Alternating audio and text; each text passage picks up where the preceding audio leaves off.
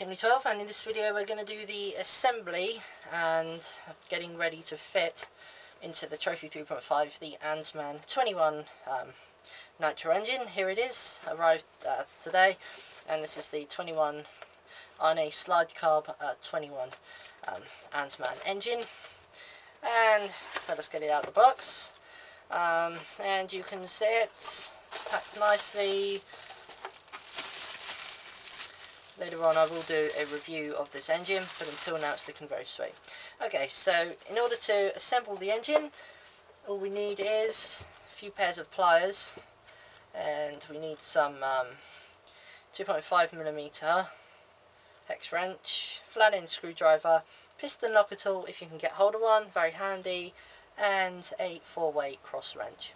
So now I'm going to get all these things to assemble it, the clutch shoes and the bell gear and everything, and then we'll get to the assembly. Okay, so now we can see the engine, and here are the parts we need. We've got our bell gear here, clutch shoes, the flywheel, few spacers, washers, E-clip here, flywheel locking nut, and of course the flywheel cone, but there is actually one already on the new engine as well, so we don't need that one.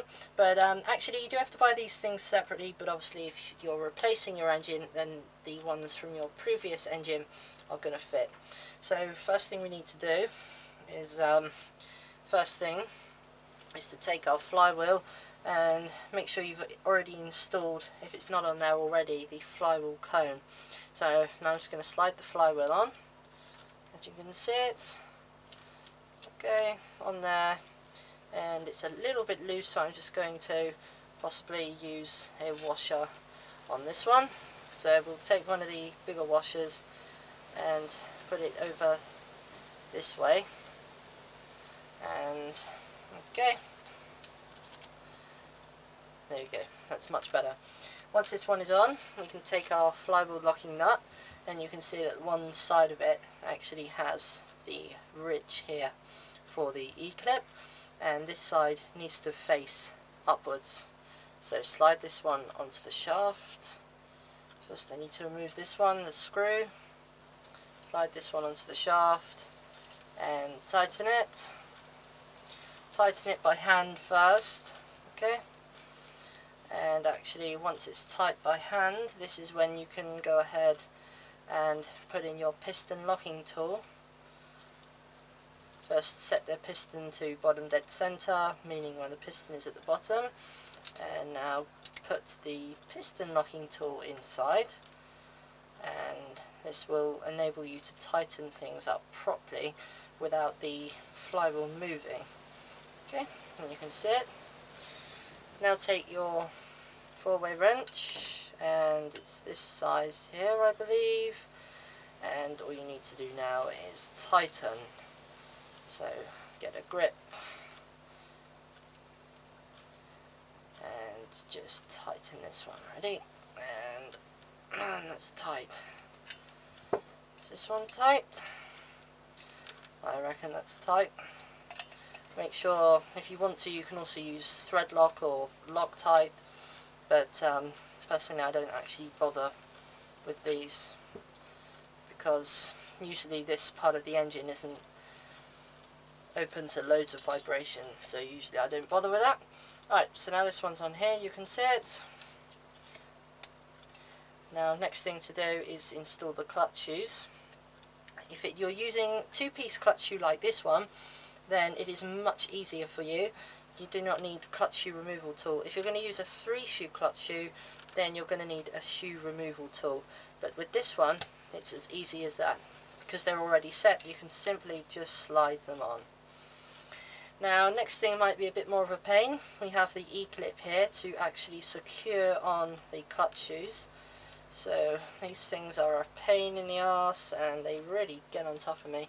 So take your large pliers and hold your hands around it securely, because if it goes flying off somewhere, then you won't be seeing it sometime soon.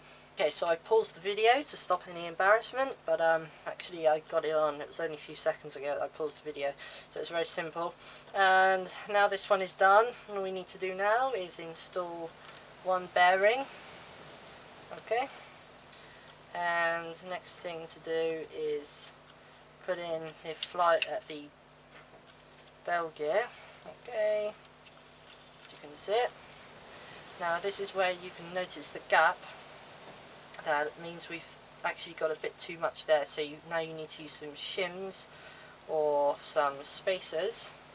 So you can see we've got one big one for this part, and then originally we used these ones, so we clearly need to use these ones again. Just put the shims onto here. Doesn't really matter what position you put the shims in because it all works the same really. This one on, this one on, and you can see we got perfect fit now. It is flush with the bell gear. Now this is the part where I highly recommend, in fact I urge you to actually use some thread lock. As you can see, this is just standard HPI Racing thread lock, and I highly recommend you use it because on this next screw you're really going to need this one. And here we go. So first thing you need to do is take the screw, okay, and don't put on too much thread lock because otherwise it will take months to dry and then it just won't work. So just little blob on the end, you can see it, and then take your screwdriver, and if I can get it on there, then we just need to install the screw onto the crankshaft. And this one, you need to do this one as tight as possible because things will run free. It's not like if you tighten it up the bell gear won't be able to move freely, because it will. It's designed to do so. So man, that is mega tight now, and you can see it, the bell gear still runs free, and we've got little movement there, which is good. You need little movement. Let me get in closer. As you can see, if I'm holding this still, we're getting very, very small play.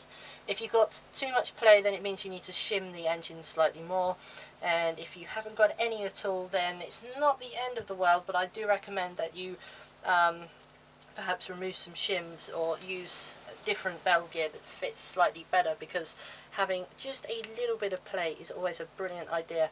Okay, so once that's all tight, then we are ready to go ahead now and install the engine. And I reckon I will do that in a separate tutorial, so look out for that. Enjoy.